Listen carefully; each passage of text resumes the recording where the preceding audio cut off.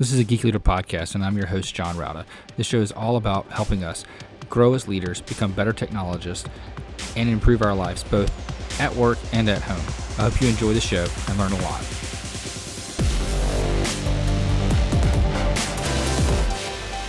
Hello, world, and welcome to episode 195 of a Geek Leader podcast. I'm your host, John Rauda, and today's sponsor is Private Internet Access.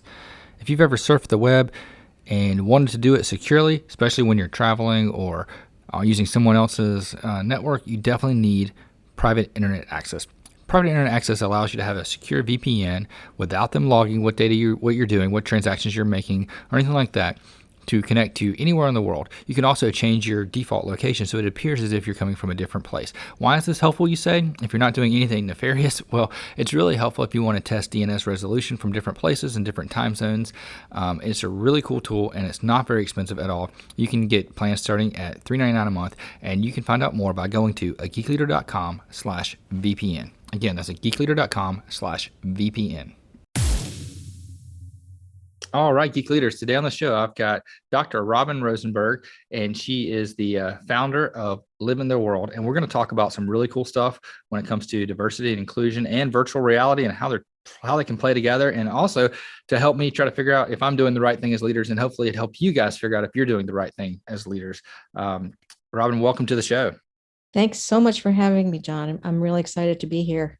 If you don't mind, just tell the audience a little bit about kind of your background and how you got to where you are today and what Live in Their World is.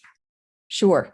So I'm a clinical psychologist, and for many years had a psychotherapy practice and executive coaching, and I write psychology textbooks for college students. Maybe some of your listeners used one of my books, and then do research on things. And I was doing research on VR, which we'll talk more about, but it was in 2011 to 13, and that was when Trayvon Martin was killed in Florida. And then there was the spate, unfortunately, of murders of Black people by white people, often police officers, often without consequence. And that led to a surge in Black Lives Matter, and that led some white people to say either White Lives Matter or All Lives Matter. And based on my experiences as a psychologist, I really thought that perhaps they didn't really understand what the lived experience is of being Black in America. And I'm white, and just let me say up front, not that I presume to know the lived experience of being Black, but from my work as a psychologist and talking with colleagues and reading, I hypothesized that if we could use virtual reality to give people enough of a sense of what that was, they would understand. Mm-hmm. And that was the idea. And I was living in San Francisco at the time, and a venture capitalist that I socialized with, I mentioned the idea to him, and he thought it was a really interesting idea, but I had a day job I loved. And then after Me Too, he reached out to me and said, remember that idea you had? We'd like to fund you to do a proof of concept for gender. So I did that, and we got great data and great feedback from the participants. And I felt like if I can move the needle on these issues, that was my new mission. And so started the company and have been really working on that since. Awesome. And, I am a VR, I wouldn't say junkie, but I do love my Oculus. and I think the experience of that is so cool. And I have tried one VR, I guess it's more of like a VR movie. It's Traveling While Black. It was done by Felix and Paul Studios. And it's short, but it just gives you a little bit of feeling about, what it might be like to travel, while Black in America, and going through some historical times and things like that. And it's really eye-opening for me, being a white male, seeing the looks that people give you, or the treatment that you might have, that, it's hard to explain if you're not in that situation and you haven't gone through that. So I do think VR is a great opportunity and a great vehicle for education. Yeah, I agree. And I think there's something, well, I don't even think we know this. There's something very different about VR compared to reading. You could have read the same thing. I mean, there are these really elegant studies that have been done where you give people a VR experience, for instance, in a refugee camp, you show them just regular video on a computer, but the same exact content, or you have them read the same exact content. And then they look at people's donations, either how much they gave and or the frequency of their giving right afterwards. And VR wins hands down. So it's something about the medium itself that allows you to really experience it firsthand. And that's what your brain is registering the experience as real in a way that's not true when you're watching videos or you're reading something. Yeah, absolutely. I know for me, I've done several of the educational VR things where you go to a museum through virtual reality and I was talking to a friend not too long ago after, visiting some exhibits at the Louvre virtually in the Oculus and I was like, oh yeah, I've been there. And it's like, when did you go? I was like, oh, well, I did it virtually, but it really feels like, you went there. And I have been to the Louvre, but also to see it virtually, some of the newer exhibits, you do have that feeling like you're there. And, and I've fallen down playing games before because I thought something was like, I was really leaning against the table that's not really there, or something like that. So your brain really does trick you sometimes and when you're there. So I think it's an excellent tool for education. And I do think it will help people. It gives you that emotional connection that's missing when you're just reading something. Correct. We actually call it emotional learning as distinct from cognitive learning, which is kind of what you might experience of knowledge, quote unquote facts and people and that kind of thing. The emotional learning is really very powerful, at least for now. I mean, it's a very interesting question for society, is if people end up spending significant time in VR headsets, will we emotionally fatigue, if you will? But that we don't know yet. Study down the road. Yeah, well, no, I can, so talking about emotional fatigue, we can get into 2020 if you want, because that was kind of an emotionally fatiguing year for me and for many others. Yeah. I do want to talk a little bit about, things that kind of transpired, especially in the tech communities and organizations after George Floyd. There was a lot of, reaching out from leaders trying to, like one example, I had a guest on, he was a CTO, he's African American, and right after George Floyd, his company wanted him to make a statement to the company, about what's going on, how he feels about this, just to be, which I think is a good thing to do. But when I talked to him about it, he took it as a good thing, but he said other people have taken that as a negative thing. And you have to have that feeling of how is this going to come across, because he said he took it as an opportunity and he was going to, try to educate and show people what it's like to be a leader in technology when you're African American. But he said, some of his other, Black friends have had similar opportunities, and for them, it felt like, you just want me to educate you, and I'm exhausted for doing this, and it's not my place, and didn't like that pressure being put on them to have to, speak. So what as leaders are we supposed to do? Because sometimes we get confused, we get, we want to do what's best, but we don't know what that is. And how do we even, go about asking our team, what should we do for you? What is the right thing to do to try to talk about these tough topics, or should we even talk about them at all at work? I think they should be talked about at work, but you also have to have a groundwork of relative trust and safety. I mean, that's all of the data show. To have these kind of very hard conversations, the conversations have to be made safe, and there has to be some level of trust. So I think it's first getting to that level of trust, if you don't already have it, that level of real openness and curiosity and willingness to learn. Yeah. So it can be a long process for some companies, depending on where they start in terms of trust and respect and openness. Asking, I love what you said about asking, what can we do? Because I think that's part of the quest, if you will. It's not presuming to know, right? Yeah. So it is saying, what it, to the extent that right, what can we do, how can we help. I think also, honestly, just taking the lead around transparent equity.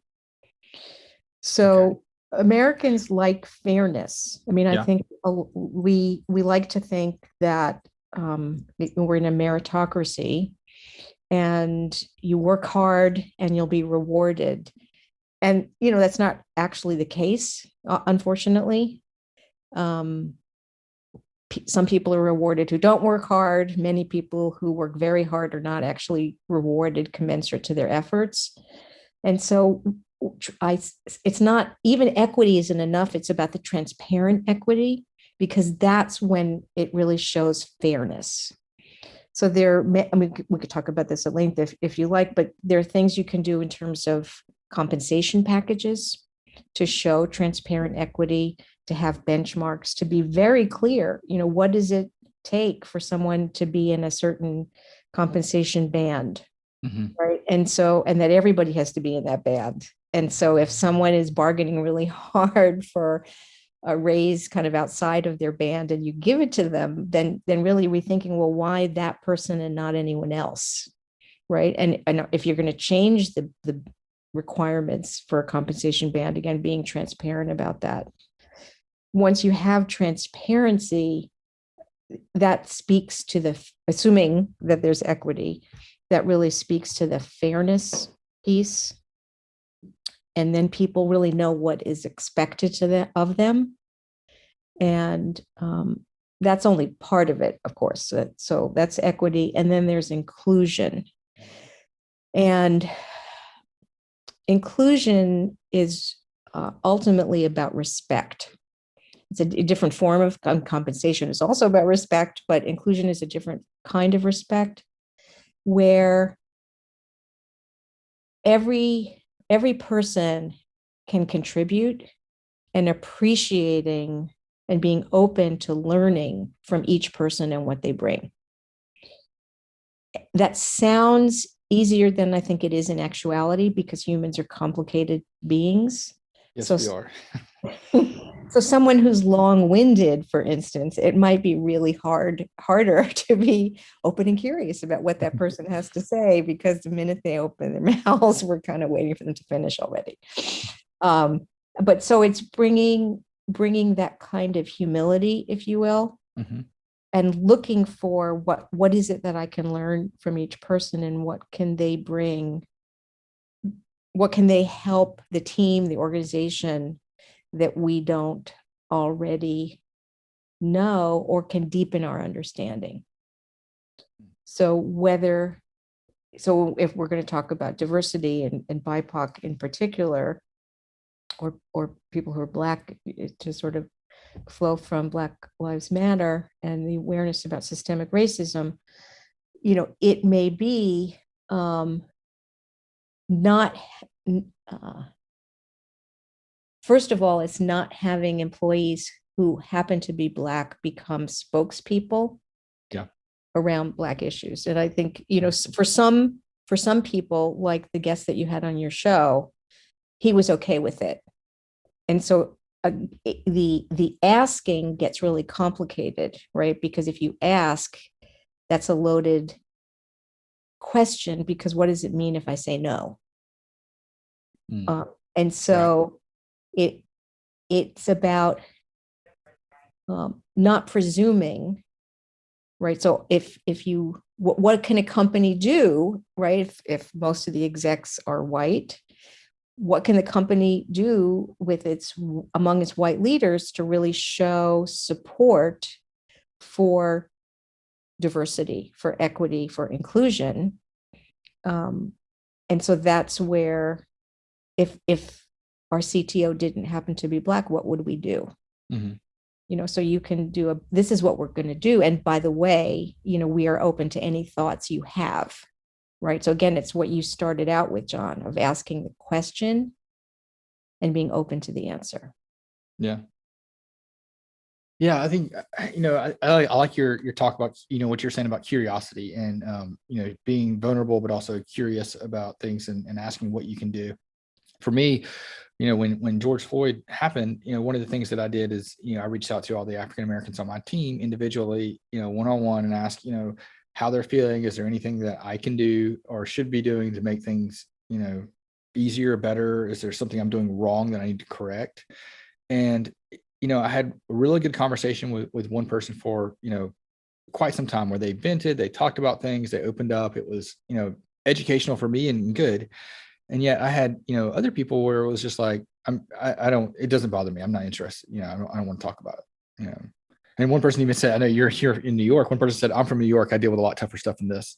I'm fine. Kind of just like pushed it aside. So it's kind of, you have to, one of the things that I learned is that I need to deal with each person differently. Everybody's different. And there is no blanket thing that I can do that covers everybody. And every person's different, and understand how to address and talk to each person in their own way, no matter what race they are or gender or anything like that. I 100% agree with you. You said it incredibly eloquently. One of the things that our company does is we're really trying to teach respectful engagement, which is what you just did, right? That's what you described, that what you did with each employee, because everyone is different. We're never going to get it 100% right. And so it's how do we engage to learn? And that's what you did. I mean, that was great. And you asked people, each person, what they need, what you can do to help. And you're going to get as many people you ask as how many answers you'll get. Yeah. And being a good leader or manager is really not treating everyone the same. It's kind of like being a good parent. I don't mean to. No, I think you're hitting. I think you're dead on with that. That's a great analogy, actually. I mean, every child is different and needs different things, but at the same time, you want to have a sense of fairness, right? That's where we get into the equity piece and the transparent equity. But sometimes it may be explaining why this person needs more and why that's equitable. Yeah. Right. Another thing I want to just mention real quick. I know when I had these conversations, sometimes I left feeling good about myself and about the whole situation, the whole talk. And other times I felt inadequate. And I had to keep reminding myself, this is not about you. This is not about me. It's not about me. So it doesn't matter how I feel leaving this. If I felt like, well, why did I even, bother if you're not interested in talking? Why did I make myself vulnerable? Well, that's because that's what a leader does. That's what you do, and I had to keep telling myself, it's not about you right now. And I think when you go back to the analogy of a parent, I have 3 kids and they're all very, very different. And sometimes you spend more time on certain areas with one kid than you do other areas with other kids, and each child's different. And what you just said there is being transparent is so important, and I think it does carry over directly between leadership and parenting. I think they're very, very similar in that aspect. I 100% agree, including the need for patience and taking a breath when you get frustrated, and also that sense of some interactions will leave you feeling inadequate. And being okay with that, but that's a signal for a learning opportunity, right? So not viewing feeling inadequate as a path to follow, that then you're going to feel bad or resentful at the person who has led you to feel inadequate, but more, there's an opportunity here for me to understand what that's about and what I can do better, right? And as you said, it's in part being more resilient, that yes, some people, may not appreciate you reaching out, but that's not why you reached out. It feels good to be appreciated always, right? But it's okay that not everyone felt appreciative, and that you felt inadequate. And that's humbling, but it's also really good for leaders sometimes to feel inadequate, to remember what that's like. It's sort of like with parents remembering what it's like to be a kid. I mean, when you have a lot of power, a lot of things are in your control, and it's easy to forget what it's like to have so many things out of your control. So it's a helpful reminder, I think. And it sounds like you did a lovely job, really lovely job with that. I have some other questions, when it comes to diversity and not just race, but also gender. One of the things that, in tech, there's been a lot of concern about the fact that a lot of our tech leaders are men, and and I teach part time at Winthrop University, and I'll see it in my classrooms. When I teach mostly junior and senior level classes, and there's not a lot of females in software development coming through that area. And one day, a couple of years ago, I asked the class, there were I had a class of 21 and only two were female.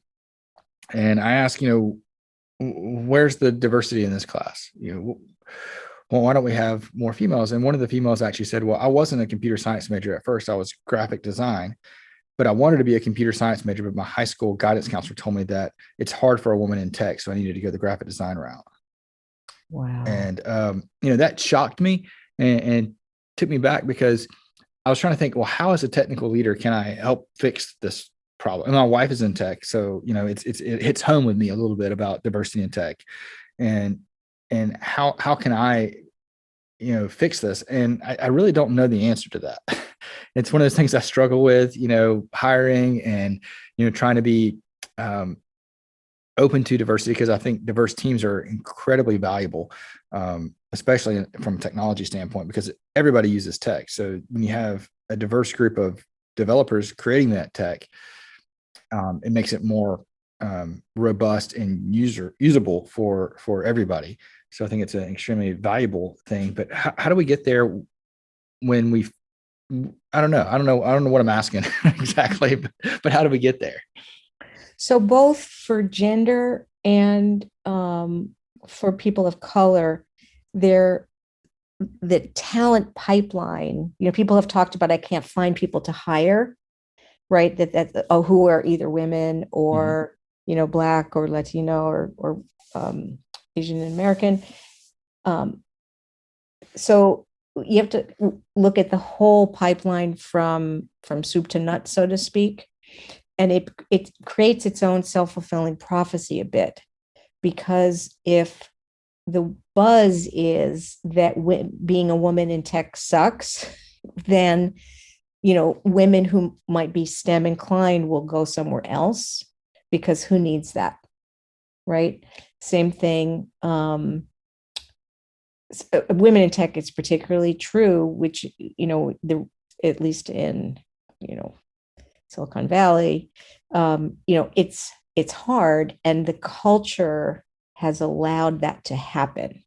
And so that's where, to the extent that you create a work environment and a classroom environment that is equitable and inclusive, right? So you appreciate, and your employees or your male students learn and really learn from you to be respectful to all colleagues, in language and kind of joking that happens, the presumption of expertise. I mean, that's sort of a classic one where women in tech are sort of presumed to have less expertise and authority.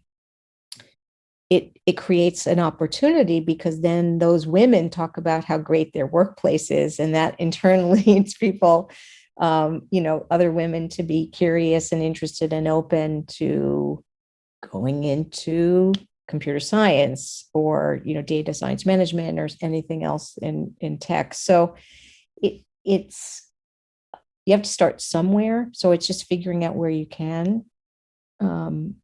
As an instructor, it's an really interesting question. And one thing I can think of offhand that might be helpful is, to the extent that the women in your class feel included, is to have them ask them to tell their friends. If their female friends have any interest, it's a way of generating positive buzz that creates its own virtual cycle. Is that, and even for guys, if they, if their sisters or their girlfriends or just their female classmates, that if they know, hey, this is a really nice environment, I really like learning here, for company, I really like working here. If this feels like a haven, word gets out and then people go looking. So it creates its own talent pipeline. Yeah, no, I think you're right. I think word of mouth is a great way to spread um, things like this. But for me, it was just like, well, how can I do that? Being a male, a white male, in a leadership role, it's kind of challenging. Other than just lead by example and try to um, encourage those. Like one of the cool things is in the telecom industry, there's a group called WIC, Women in Communication and Technology, and it's cool that they it's not just, it says women in telecommunication or communication technology, but they allow men in there as well, and they have sessions for men, and it's not just about women, but it's also educating for total diversity and inclusion within communication and technology. And it's one of those organizations that I think is really helpful for spreading the message and offering you know a way that we can help and communicate and share that which companies are doing the right things, and how to make it seem like it's a great career path for everybody, not just for one group of people. Right. Right. I mean, it's yes, there's no easy solution. And I think leading by example is good. It's also incentivizing people. I believe in incentives. And Mm-hmm. so to the extent that people earn promotions or increase responsibility based on their leadership capacity, it's being really clear to the extent that you are an inclusive, open teammate, leader. These are things that we are looking for, or these are related to compensation, or these are, that it really makes explicit, these are the company values, and we expect people to live those values. Hmm. And coaching for people who don't quite understand what that means. I mean, because there will be people who don't really understand what that means in terms of action items. Yeah, I think everybody needs coaching and assistance in all these areas, because we're all born with one lens that we can look through, and it's really difficult to try to change that perspective and try to see things from other people's lenses. And maybe that's where VR will help us in the future, to go through those virtual coaching sessions that we can do to help us have that emotional response and emotional learning, as you called it, from areas, and improve our, I guess, the way we handle situations. Yeah, you took the words out of my mouth. That is what our program does, and it's for that reason. It's recognizing we all have only our own lens, and if we were to make an analogy, if you see a video or read or hear about someone's experience outside of your own, it's kind of like you're traveling their road for a little bit, but it's you on their road. And what VR can do is really put you in the person's shoes, Yeah. On that road. So that's the distinction of what VR can do, when done well. I mean, VR is just a tool. Mm-hmm. Well, tell me a little bit about virtual superheroes and the study that you worked on that. Okay. So, okay. So among the many things that I've done in my life, I was for a time really interested in using other people's fictional stories to illustrate little nuggets of scientific psychology. And so one of the things that I got into was psychology of superheroes.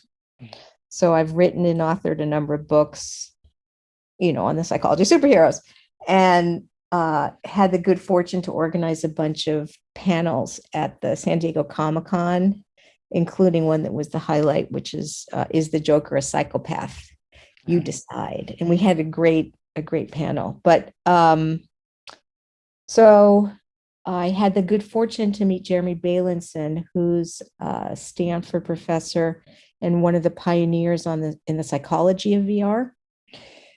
And we were going to collaborate, and he invited me to think of a bunch of different possible studies. And because of my superhero experience, I said, well, gee, what would it be like if we gave people a superpower, right? And would they then be more likely to be altruistic afterwards? And so that was the idea behind the study that we we created, and we gave people the power of flight in VR. So if you've ever seen any of the Superman movies, it was people were holding accelerometers in their hands, and when you put your hands up over your head and you brought your hands closer together like Superman, you would fly faster, and you could steer. It was really cool, the work that his team did giving us that. And we also then, after the study, the experimenter knocked over a can of pencils, and we measured how many pencils and how quickly the participants picked up pencils as a measure of helping in the real world. Because the idea is, well, you can have all these experiences in a gaming land, but how does it affect you in real life? And so that was what we did. And the short version, and I'm happy to send anyone the study, you can find it online on PLOS One, or I think it's on my website as well.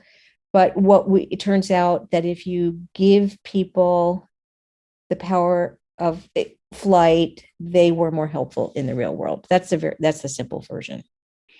And so we never mentioned the word Superman or super.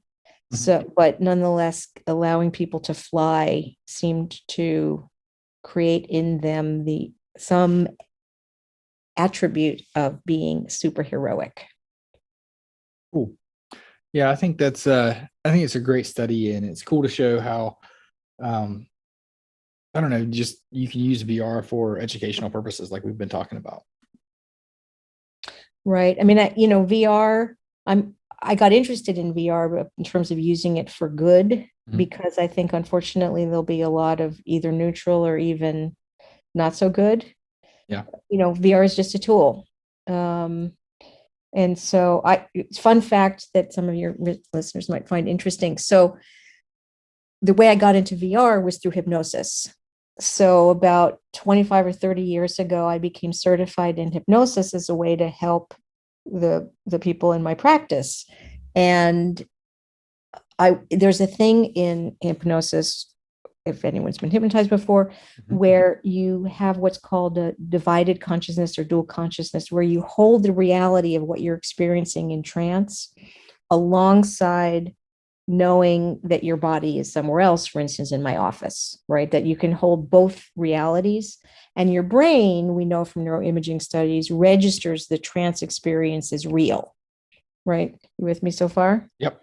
Okay. So about 25 years ago, there was a very early psychology of VR literature, and I was captivated because it's the same dual consciousness where you have the reality of what you're experiencing when you're in a headset, but you also know you're in a headset. And that's what captivated me. That is how I got interested in the psychology of VR. And then just followed the literature until it exploded, and it was too hard to follow the entire literature. And that's how I came to work with Jeremy. So I've been hypnotized once, and I don't think I've ever said this on the show, but it was back in college. One of those comedian hypnotized. Is that the same? Like, is the same thing going on in your brain that would go on if you were trying to hypnotize someone for good, like for, to try to get them to quit smoking, or maybe to find out something that could be bothering them from their past or anything like that? Yep. Same process. Yep. Wow. Yep. Cool, huh? It is. It's interesting. That's for sure. Right. I mean, so that's a great example about hypnosis. Like, VR is just a tool. Right. And it can be used for therapeutic good. It can be used for entertainment purposes, as it was, in your case, or even not so good. I mean, again, I don't know about cases, although it can unfortunately occasionally have an untoward outcome when it's intended to be good. But it's just a tool. It's an altered state of consciousness that it depends on what happens when you're in it. And VR is the same thing. It just depends on what happens when you're in the headset. And its impact on you. And actually, that leads me to circle back, or impact, going back to what you were talking about with your employees and asking them what you could do, and the important distinction between intent and impact. that we all like, we always think we're in the right, like we have good intentions when we do something, and yet its impact can be not so great on the other person, in part because we don't know them as well as we thought, and so we didn't realize, or because we knew them, but nonetheless we said it in a way that made it have a bad impact, or did it in a way that had a bad impact. And I think in the workplace, one of the things that's been really hard to figure out is how to address that intent versus impact bridge Mm-hmm. when they're not aligned. Right, when someone has good intentions but the impact isn't good, and then they either don't know, which they think they did the right thing, and the other person's sort of feeling hurt or resentful or something negative, and you have no idea, right? I didn't know. I thought I did the right thing. I thought I was doing a good thing. Or you find out the impact wasn't good, but it's hard to hear because, hey, I had really good intentions, or that should be enough. The fact that I had good intentions should be enough. Yeah, well, it doesn't work that way in business, right? Good intentions doesn't sell product. But one example that I thought of when you were saying this is I had a friend who was trying to be a good first-time manager and first-time leader for everybody on their team, and part of their package they get from HR about their employees has their employees' birthdays on them, and they wanted to do something special for everybody. And the first person came about, it was their birthday, so they tried to put together like a little birthday lunch, and they sent out an invite to everybody. But they failed to ask the person ahead of time of whether they wanted this or not. And it turns out that one person that they wanted to do this for doesn't celebrate birthdays. It's against their religion to celebrate birthdays. No. So, their intent was good, but the impact was very bad. Right. And then you see, this is how all the pieces fit together. We circle back to being open and curious. Mm-hmm. Right. And if you can be open and curious about your impact, it solves the problem in a way, because it's a learning opportunity. And so every time that you learn about the impact, you are learning something about your colleague that can help you pitch your intent better, if you will. It creates its own positive cycle where the more you learn, the better you get at being a good, inclusive, thoughtful colleague. Yeah, it's kind of like in the software world, we talk about feedback loops, having good feedback loops, so you can get feedback from your code that you've written. But the same thing is true when it comes to people. You want to have those good feedback loops so you can get that, what your actual impact was based and compare it with your intent and move forward. I think the way you worded that was really well said. Thank you. But you understand, and that's a challenge. I mean, it's a challenge in our personal relationships as well, because if someone who I know, almost as well as myself, and I still get it wrong, right? 35 years later, I still get it wrong sometimes. What is it like for colleagues that you don't know very well at all? Yeah, absolutely. Yeah, I think that's one of the things I know. You mentioned before we got started talking that there was you have a packet of best practices for giving and receiving feedback, and I definitely want to link that up in the show notes so people can find that at geekleader.com.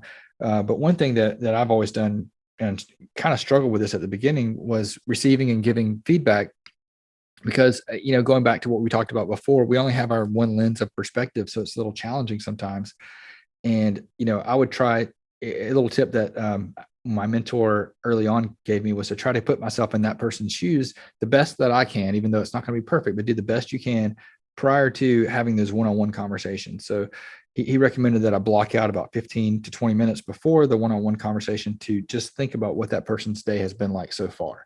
Imagine that I wake up at their house and I have to get their kids off to school or drive through traffic. And is it raining outside? What projects are we working on that could be stressing me out? What's going on in their personal life, that you know of, and try to get yourself in that mindset before you give or receive feedback, so that you are more receptive to it, but also able to phrase things in a way that makes a better impact. I think that's really lovely. It's the walking in their shoes concept, walking in their world. I think there's also an additional piece, which you were probably doing anyway, which is why your mentor didn't even bother to mention it to you, which is really thinking deeply about what outcome you want Yeah. from the giving the feedback, so that the receiver understands what the goal is. So there are different types of feedback, right? There's a feedback that's appreciation, letting people know what they did that was um, really good, and you appreciate it, and you want to be as specific as possible. Mhm. There's coaching feedback, which is, hey, this was good, but we want it to be even better, and here's why, and how can we help you and support you. And that's just professional development coaching, if you will. And then there's evaluative feedback, and that's where it could be in an official review, or just in a continuous feedback type of way. Just here's the feedback, but it's really helpful when the giver lets the person know which type of feedback it is, so that the receiver knows how to listen, if that makes sense. Because even feedback like, hey, you did a really good job when we found out that we had to get this, move up the deadline. I loved the way that you were able to move things around. That could be appreciative feedback. That could be coaching feedback, which is, we want you to do more of that. We're going to view you as a fixer. And it could even be evaluative, which is, hey, we're going to, you might be in line for a promotion because of this skill that you have, this talent, and we need more of that. So it helps the receiver understand how to listen, if you make explicit what kind of feedback that is. Yeah, I think that's really good advice and helpful for everyone.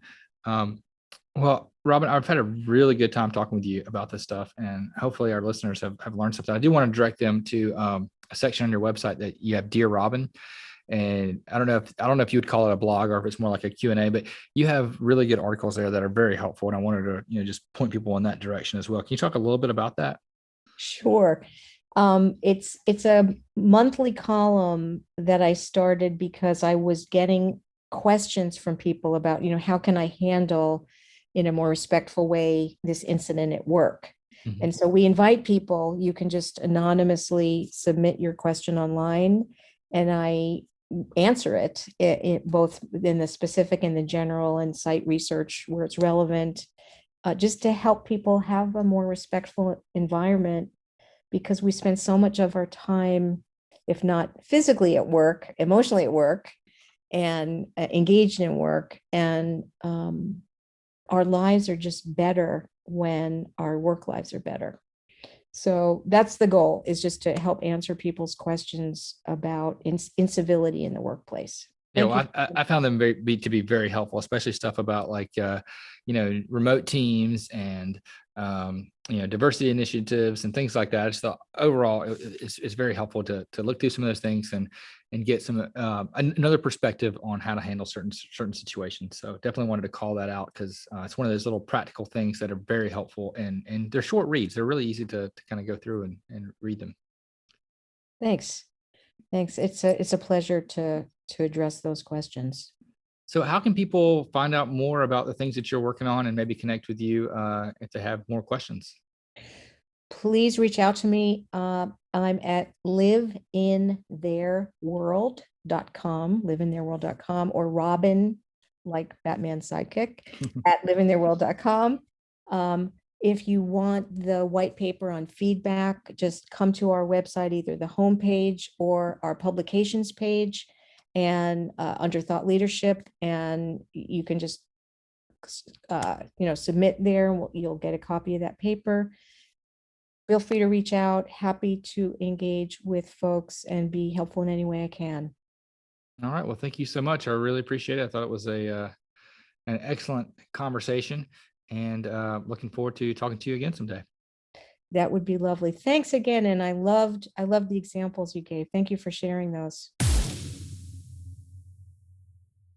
If you enjoyed that episode, please leave a rating and review in Apple Podcasts. I'd greatly appreciate that. And also, don't forget to check out merch. We have some t-shirts that I've designed that are on at geekleader.com. You can click on the merchandise section there and check that out. And also don't forget about the books from our guests. So if you like this guest and other guests that have written books, please go ahead and check that out at geekleader.com. I would greatly appreciate it, and I'm sure they would too.